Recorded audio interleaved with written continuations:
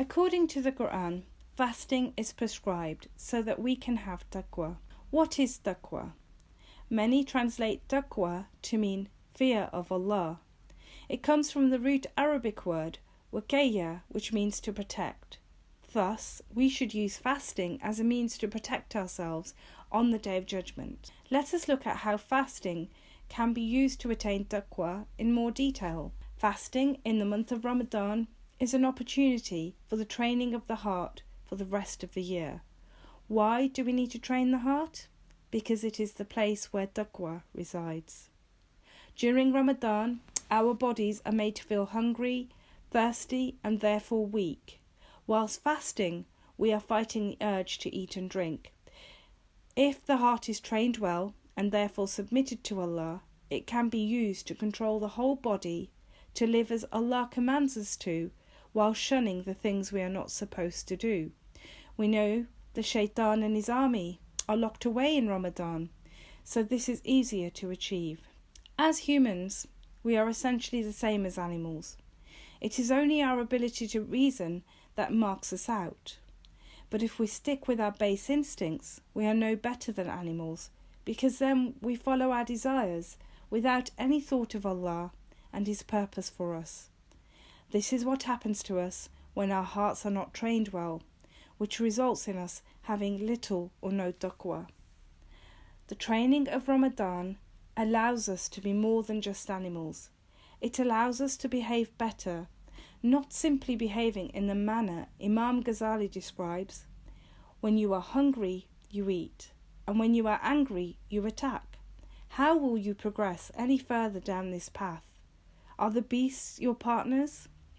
So during fasting, the body is getting weaker, whilst the heart is getting stronger. Once Ramadan is over, our hearts should be much stronger at controlling the body, and therefore controlling every other aspect of our lives to please Allah.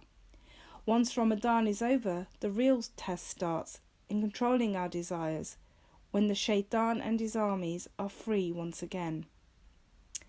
According to the Prophet ﷺ, every child has the inclination towards taqwa, and it is the parents who then decide to raise the child according to whatever faith they choose.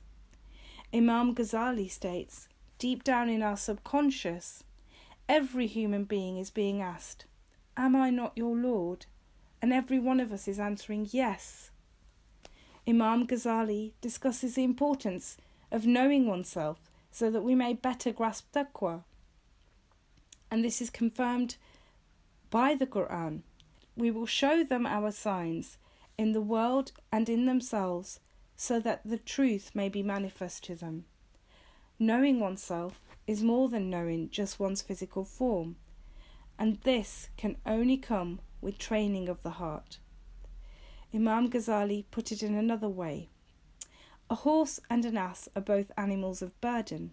However, a horse can be trained in war, and so its status rises. If it fails at it, its status is downgraded to that of an ass.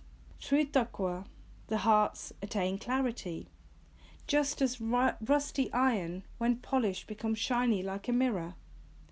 Taqwa is that polish for the heart. It allows for clarity of purpose and awareness of the Almighty. In conclusion, what does taqwa do for us?